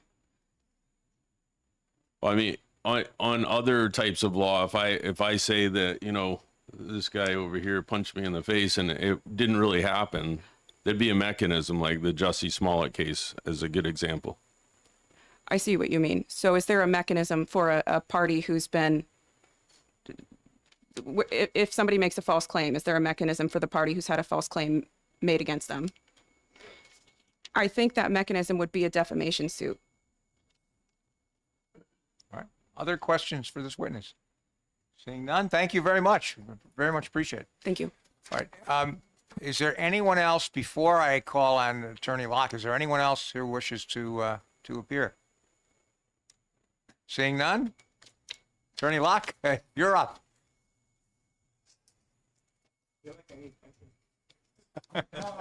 I had some in my head. What was your song? Good afternoon, Chair Lynn, members of the Judiciary Committee. I believe you all know me. I'm Senior Assistant Attorney General Sean Locke. I direct the Civil Rights Unit at the Attorney General's Office. One of my responsibilities in doing that is I am legal counsel to the Commission for Human Rights, given our shared interests and fields of work. But I've been asked here to provide some technical guidance and assistance. I do think it's going to be more likely I'm going to be listening to and answering questions for all of you, as opposed to having kind of my own proposals. But I want to note a couple of things at the beginning and respond to some of the questions and comments that I've heard over the past kind of couple hours or so. So first, I want to note that one of the challenges in any changes in these processes is to ensure that there's due process for everyone involved. That means both the complainants and the respondents. And that at the very minimum means providing opportunities of notice and an opportunity to be heard. The other challenges or questions can relate to what, you know, the commission's role is. How do we envision what the commission's work should be and how involved it should be going forward? But to hit on a few notes just from what I've heard from the other witnesses and from you all in your questions. So I think this touches on some of the comments that or questions Representatives Andrews and Turer had about staffing. So currently, the commission has 15 full-time staff allocated to it in the past biennium. If you look back over previous bienniums, because I think the question was, well, if you're at full staff, how are you going to chip away at the backlog? Over past bienniums, the one preceding, they had 9 full-time staff. And if you go back before that for about a decade, they only had 7 full-time staff, which meant 3 to 4 investigators. Now they have 8. So that when fully staffed and fully kind of at their full staff and full capacity with investigators, they do have that capacity to chip away at the backlog. Even with an investigator or 2 down, they should have that capacity to chip away at the backlog. So to the point of kind of at the peak, when they were at peak staff, and I think it was Katrina Taylor who had said they were able to get the backlog down to 11 months. It could get down lower than that. I think, you know, to Attorney Herring's point, I think, you know, and we've talked with the commission about 6 months being the 180 days being the target to turn cases around. Obviously, that means the backlog has to be gone. But the idea is, and the way it was framed by my predecessor as counsel to the commission, was you have 180 days of exclusive authority over these cases. At day 181, you failed in your mission because now people can leave and go to court and the work you've done has no, you know, and wipe the slate clean in the work you've done. A year would be great. It's obviously within the 2-year kind of benchmark that the legislature has put forward, but I think it can be shorter than that. I think that is possible to do. So I'll touch on another point. I think we would agree, and I think the commission agrees, that a lawyer, a full-time lawyer whose job it is to be a lawyer, would be a good asset for the commission to have.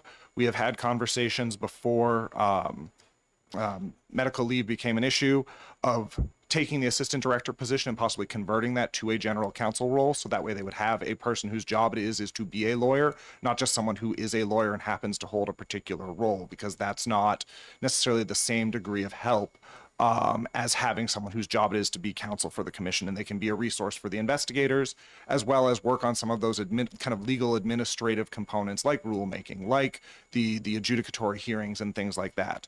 The question, Representative Kutab, you had brought up the oldest case with the commission in 2019, awaiting a hearing. I don't know what that case is, but I can tell you that sometimes there are processes that happen as cases work their way through the commission. I'll use the example that was referenced in the audit of a case that was appealed to the New Hampshire Supreme Court and later remanded to the commission. That process took almost 2 years of time. So sometimes things happen that intervene that are beyond the commission's control, that the parties undertake, that create those delays and that involve other courts. Same thing if there's a no probable cause determination in a case. The complainant in that case has a right to appeal that decision to superior court. If the court agrees and remands it, that could also take 1 to 2 or more years of time.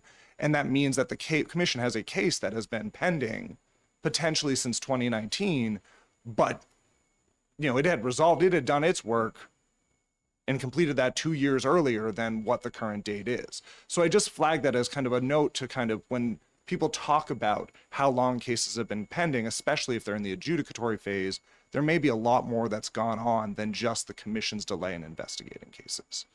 Let's see, what's my one other note here? And I touched on this in just that comment, but I think there's kind of an interesting component when we talk about process and the probable cause investigation and that standard. What happens with the commission is, with that right to appeal a no probable cause decision, sometimes there are circumstances where a complainant can say, here's my list of witnesses, it could be 10 people that I believe have information. You need to interview all of those individuals.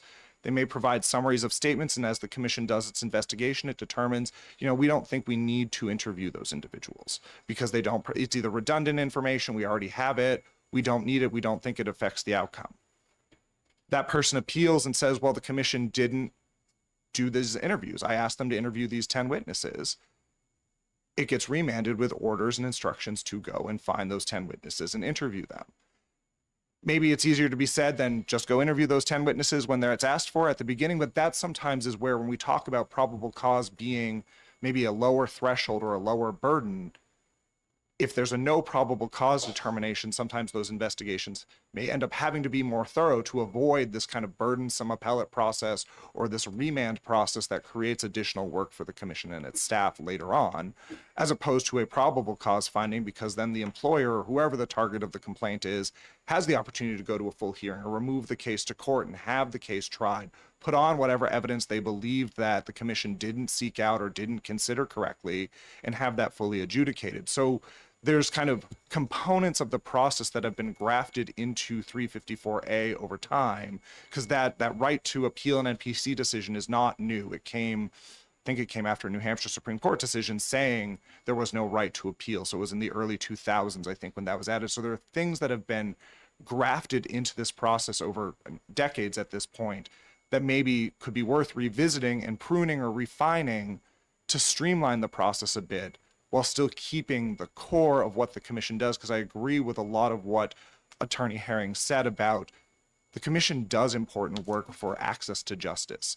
It provides an avenue for people who may not be able to hire a lawyer, may not be able to navigate the court process, to go forward and bring their cases and have them be heard and have them be at least addressed. It's about promoting efficiency and streamlining that process, and obviously clearing a backlog of cases that currently exist, all of which I believe are doable. Go. Mr. Locke, I wonder if I could just, I want to ask this question while I'm thinking of it, because I'm afraid I'll forget. But what would you say about if we were to change the statute to say that that if there's a finding of no probable cause, the claimant can't appeal that, but what the claimant can do is go to court. On the one hand, and on the flip side of that, so we would eliminate the appeal of a no probable cause finding, and on the other side, we would, if there is a probable cause finding, we would eliminate the respondent's right to remove it. I think that could create a helpful avenue. That's certainly the EEOC's model, and doing some research of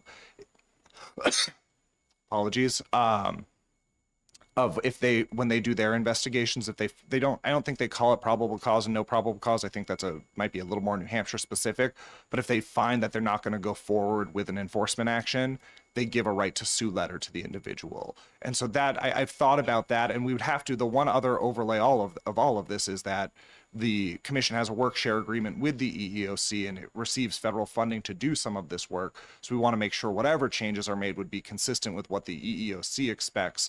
Otherwise, they might be either creates a more burdensome process for plaintiffs because then they're going to have to go to two different agencies to enforce state and federal law separately, or it'll create kind of some unnecessary headaches. But I think that is a possible option. So instead of, and maybe we wouldn't want to call it NPC because I imagine that will be Exhibit A attached to a motion to dismiss of, this commission found that there was no probable cause to go forward. Why are we having this in court? But giving a right to sue letter if the commission isn't going to find that there's cause. Because, I guess the analogy I would draw is, as I understand the law, and correct me if you have a different, that if for example, if I go to if I'm a police officer and I go to a judge and to get a search warrant and the judge says there's no probable cause, I'm not going to issue the warrant. That's not appealable. The remedy is you go to another judge. Right. You can file it again. And so that, in a sense, that would be what we basically would be saying here. If the commission says no probable cause, you go to another judge. That is the Superior Court. Or you go back and investigate more. Or you do more investigation. Sure. Exactly. Yes. Yeah, Representative Kutab. Thank you, Chairman Lynn. I was just looking back through my notes, and before when we had looked into this, the number of cases for probable cause that had been appealed to Superior Court was 5. Mm-hmm. So I'm not sure how much impact that suggestion would make, nor how much impact it would make regarding since we might have these cases that have been open for a long time. Has that number significantly changed, or is the number 5 still inaccurate? Oh, it's 6 now. I'm getting a number. Okay. I was gonna say I don't have those statistics with me. So okay, so it's 6 cases. So then that's probably, if we don't have that many cases that are being appealed for probable cause purposes, then this probably wouldn't have much impact. And it's probably safe to say too that when there are a number of cases that are particularly old, it's probably not because of them being appealed to Superior Court. It may or may not. I don't know how many cases necessarily pen back to 2019 or to an older date, but that could be the case if there's, if we're talking about 30, 40, 50 cases that pen back that far, maybe.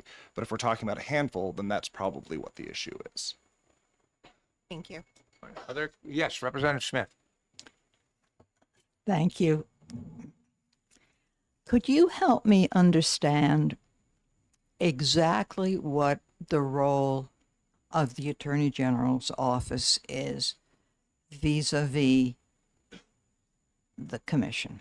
So as with any state agency, we provide legal counsel. So that's my responsibility. So legal advice, guidance. We don't run the agency, but the agency is also administratively attached to us, which means we help with HR, payroll functions, kind of those, lack of a better word, rudimentary administrative functions that all state agencies carry out.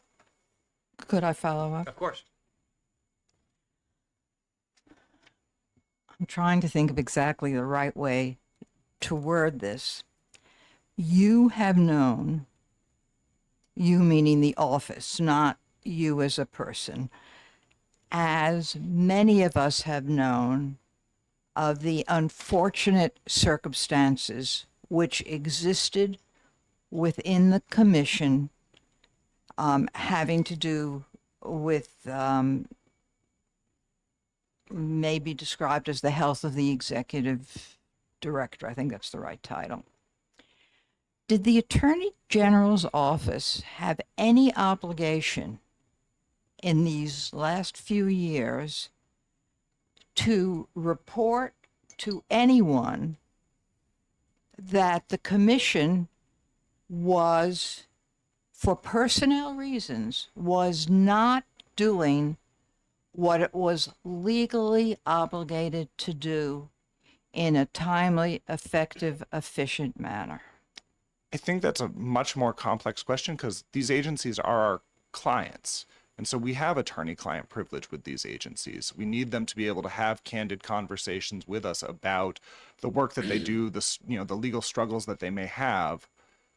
And if we have to disclose that information, then they're not necessarily going to have those conversations with us. They may not be as inclined to be as forthcoming when there are issues that arise. So I don't know that we would have had that affirmative obligation given the nature of our relationship with our client agencies. Now, it's not just true of this agency, that's true of any state agency. Thank you. I do understand that. I hope that there are not many state agencies that face the particular problems that we have seen today. I hope that's the case too, and that's why we work with the agency to advise them and give them the guidance and support that they need legally to do their work and execute their mission kind of faithfully. That's where, as I mentioned, we've worked out processes, and this has been discussed in the past, to try to develop processes to streamline things, but we can't run the agency on a day-to-day basis. Thank you very much. Representative Birch. Just to clarify for a moment. So for the DOJ organizational chart, HRC is not on it. If it's on, it would be like a dotted line, kind of, as like I said, is administratively attached. It is not part of the agency. It is administratively attached to us for certain functions. I don't know what that would look like on a formal organization chart, unfortunately, but there's a connection, but it's not a hard. Just in real life, it's not under the purview. No, of the Attorney General. No. Thank you. So I'm sorry, other questions? Yes, Representative Page. Thank you. So I'm trying to back up here just a little bit. The Attorney General is sort of administratively attached to the HRC, or the HRC is attached to you. You giving advice on how to improve their processes, is that right? And then, but I think I just heard you say you're under no duty to affirmatively assist the agency improve? We don't help me understand. We don't that? run the agency, so we're not managing the agency. We don't oversee its day-to-day functions. We advise the agency, just like, again, any state agency. There's, I don't know, 160 plus boards and agencies across state government. They all have attorneys in our office, not individual attorneys. Many of them share an attorney, but that give advice to them that when legal issues arise or about executing their legal functions. So we're not managers, we're not kind of overseers. We're just making sure that what they do to the best of our abilities is complying with the law, or we advise them on how they need to be complying with the law. We don't, like I said, do day-to-day operational work for the agencies. Other questions? Yes, Representative Manos. Thank you, Mr. Chair. Thank you for taking my question. What is the status of the approval of the commission's rules? The status, as far as I know, if we go back, they had been submitted to OLS for posting. A set of rules were rejected because there was an error in them. That's been corrected, and my understanding is that they should be on their way back to OLS to be posted for public comment. Other questions? So can I ask you, Mr. Locke, if do you have a view on, I had the discussion with the prior witness about whether there is at least some preliminary level of factual determination, which I suppose in many cases could be a credibility determination, that would go into what the current statutory scheme refers to as the finding of probable cause. And it seemed to me that the answer to that question would either there should be or there shouldn't be. And I'm just kind of wondering what your view on that is. Do you think that should be true, or should it be more like, if the issue for the investigator or the commissioner ought to be, if all these facts were true, could somebody find that there's been discrimination? And if so, then it goes on to the final hearing. I would lean more towards what you've just described. Like I use the phrase, tie goes to the runner. So if I can't really but with a caveat, because you have certain, and as a judge, you've seen many, pro se litigants, you have people where, there might be kind of claims that just may not be grounded in reality. Like even if true, they might be discrimination, but there's kind of very objective facts you can point to say this didn't happen or this could not have happened. That might be the exception where, you could say, well, I wasn't in, I met with thus and such employee and they made, certain offensive comments directed at me, and I reported it, but there would be, that employee didn't work there, that, they weren't in the, there were records you could point to say like this absolutely could not have happened. That's one thing. But if it is a credibility determination where, let's say that meeting could have happened, and it's just a question of two people were in a room and one person says X happened and the other says Y happened. That's not a credibility determination probably that the commission should be making at the probable cause stage. So it depends on the nature of it and what other factors they could point to say, this is why we're crediting one person over another. But if it's really one of those true, you've got to let it go to a fact finder and let them weigh the evidence. And is it your, I mean, I think we have heard, not just, here, but in hearings we had last year on some other bills, that it seems to take the investigative process before the commission seems to take a tremendously long time. And part of what seems to be the reason for that is that they're doing too much in terms of the question of quote unquote probable cause. Is that your sense also?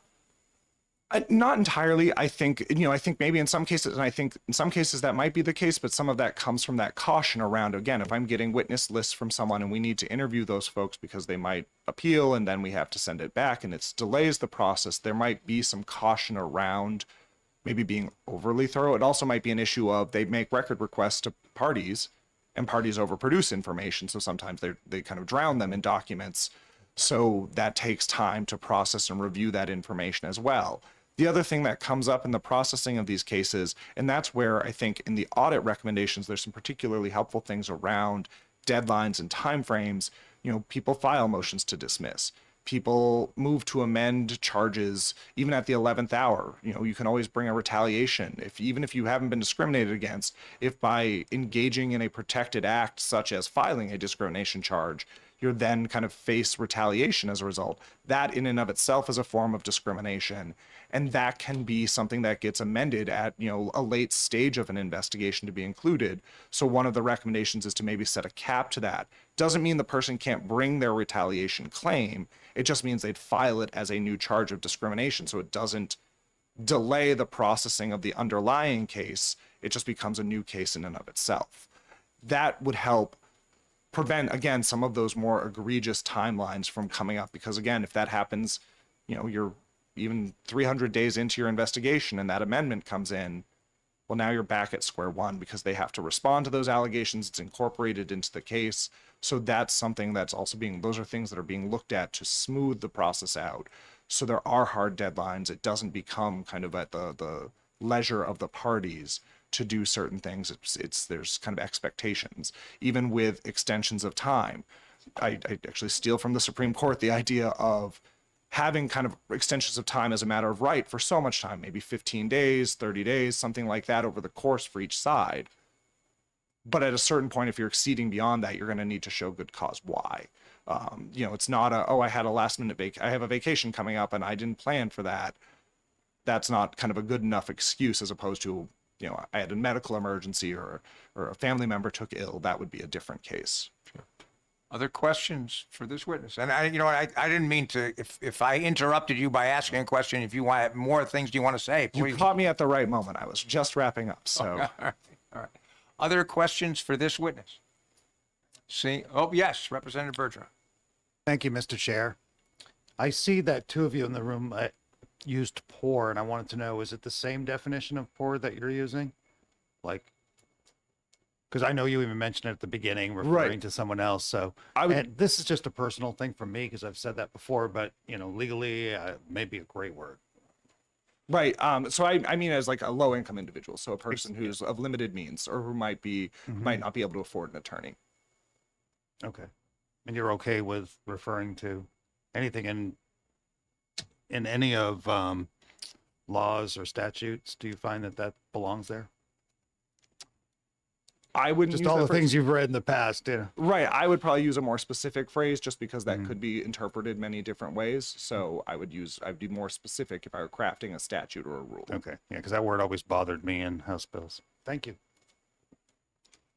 Other questions for this witness? Very much. Seeing none. Thank you. Mr. Locke, I guess I would just say for you and for other people who are maybe interested, and I'm only speaking for myself, but My problem, last year there was a bill to eliminate the respondent's right to remove. And I know there was debate and we had differences of opinion on the committee. My big reason for not wanting to do that was that the commission simply wasn't operating the way it should be. And that in that circumstance, the respondents did need a way to get out. If the commission were operating the way it should be, I would be inclined to be favorably disposed to eliminating that right. At the same time, I tend to think that there ought to be if there's a finding of no probable cause, there shouldn't be a right to appeal that. It should be something like you get to go to court or whatever. So, if that's something that you think might be worthwhile in terms of a proposed change, at least personally speaking, I would be receptive to something like that.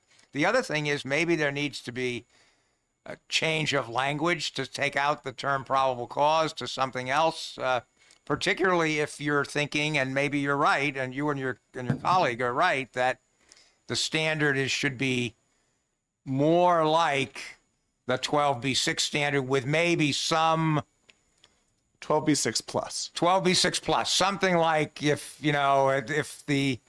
you say I was discriminated against because the little Martian in green told me he wasn't hiring me because I was a woman or I was African American or whatever, that's not going to meet the standard unless we have evidence that there really are some little people in green. And I would say too, if there are other folks on the committee who have ideas or proposals, I'm happy to if you want to reach out to me, I can give thought to that too, or look at what other states have done or how they write their statutes to see if there's something we can kind of model any potential changes on. All right. Yes, Representative Smith. Thank you very much, by the way, for putting up with us. Mr. Chairman, can you tell the committee where you see us going next? Do you see us trying to come up with language? We as a committee do not have to worry about the date requirements for submitting legislation. We can go, I think, through the Rules Committee, but certainly through the Speaker. If we had legislation that we want to submit in the next few weeks, we can do it. And my question is, are you contemplating that? Are you wondering about the 800-pound gorilla down at the end of the hall and what they might do? How do you want to proceed? And the only other thing I do want to ask is, I don't know if Representative McLean or former Representative DiLorenzo had anything to add, but I know if they did, you might want to hear from them. Oh, no, I'm sorry. When I said if anybody else had anything to say, I didn't mean to exclude you. But if you have anything please, we'd love to hear from you if you have anything you'd like to say. Sure, of course, absolutely.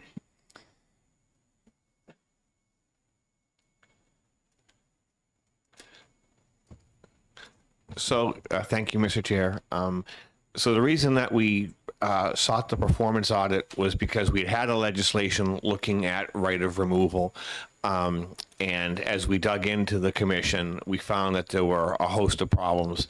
And we're very happy that the work has been done, and the performance audit has been done to provide, I think, a pretty clear roadmap as to how to address some of the concerns.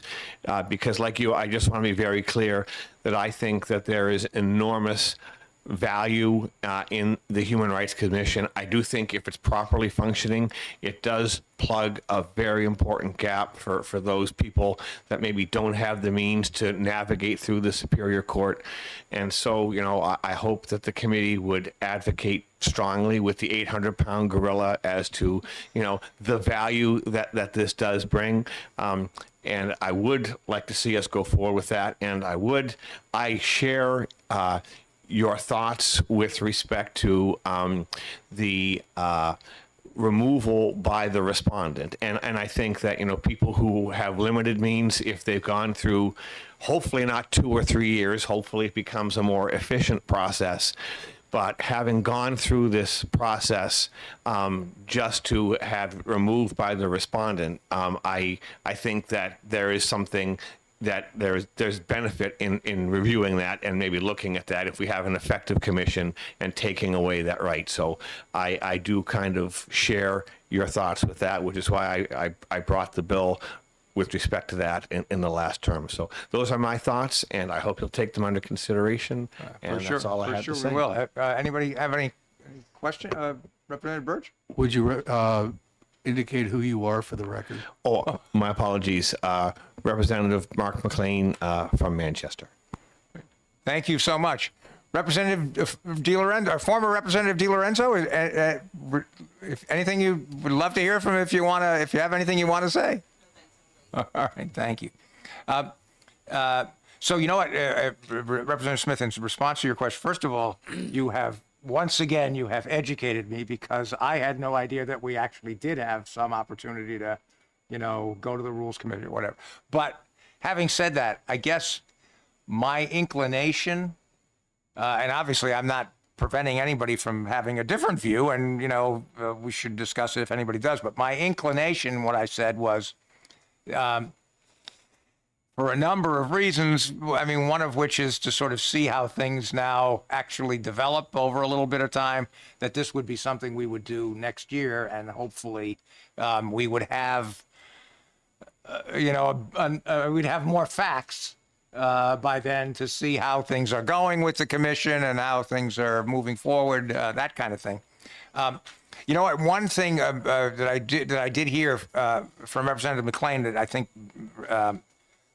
might be something to think about is if we said we change the statute to say if there's a finding of no probable cause, there's no appeal, but you can go to court.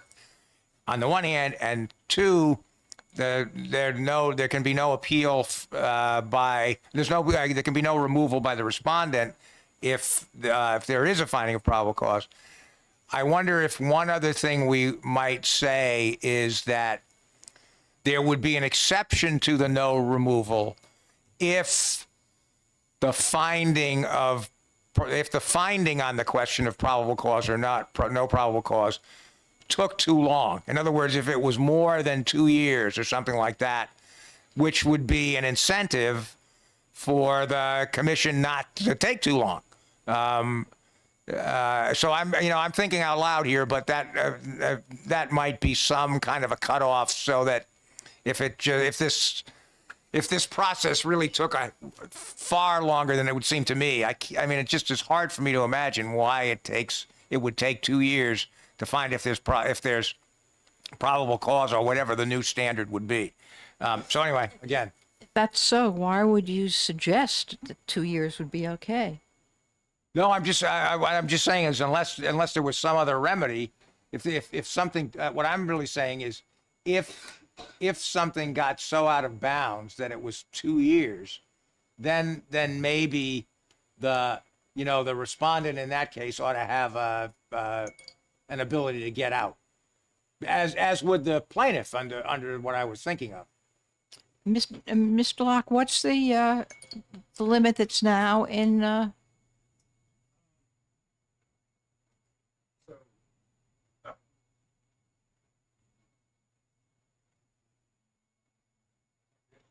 Oh, we would have returned it.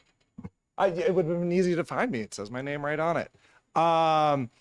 So currently, the way the statute is written, a plaintiff can remove a case after 180 days have elapsed with the commission, and they have up until 3 years after the act of discrimination to remove the case. A respondent, upon a finding of probable cause, has the right to remove once that finding of probable cause is entered. And then if there's a finding of no probable cause, that's where the right to appeal to Superior Court for review of that determination comes up. I imagine, Mr. Chair, that is as close as we can get to following what we refer to in the vernacular as the KISS principle, keeping it simple. Well, that's I'm not quite sure I would. I'm not sure I agree that is very simple, but yeah. Representative And then could I just ask one other question? do you see a role that you, as the distinguished chair, can play today in going down the hall and making clear to Division One how important it is to have the Human Rights Commission? Okay, in fact, I actually have already done that, but I will re-emphasize that. I thank you so much. I believe belt and suspenders is necessary in this case. Representative Page. I just given that the legislative process can take a bit and justice delayed, justice denied, I'm wondering, and I'm going to get too far in the weeds and probably cross jurisdictional boundaries with this sort of suggestion, but it does seem to me that there's been a great deal of discussion about the probable cause standard of being, I'm going to use the wrong term, of misapplied or overly applied, but that nothing would prohibit the HRC from revisiting that interpretation and things going forward. No, that's a very good. They don't need a legislative act to do that. You're absolutely right, and I think that would be that. I think that would be a very good suggestion, which hopefully the HRC will take to heart. Okay, thank you. We don't need we don't need to find whether somebody's guilty, as Representative Smith said. We don't need to find whether somebody's guilty or not guilty in order to find probable cause. Only to do that all over again on the hearing on the merits. So yeah, I think that was a very good suggestion. All right. Anything further? All right. Well, thank you all very much for the audit team for being here, and thank you for your work on this. I mean, it was a very good, comprehensive audit. I very much appreciate it. Thank you to the members of the commission for being here, and thank you to everyone else who came for your valuable input. Very much appreciate it. All right. Anything further? I'm going to recess the Judiciary Committee then. Thank you.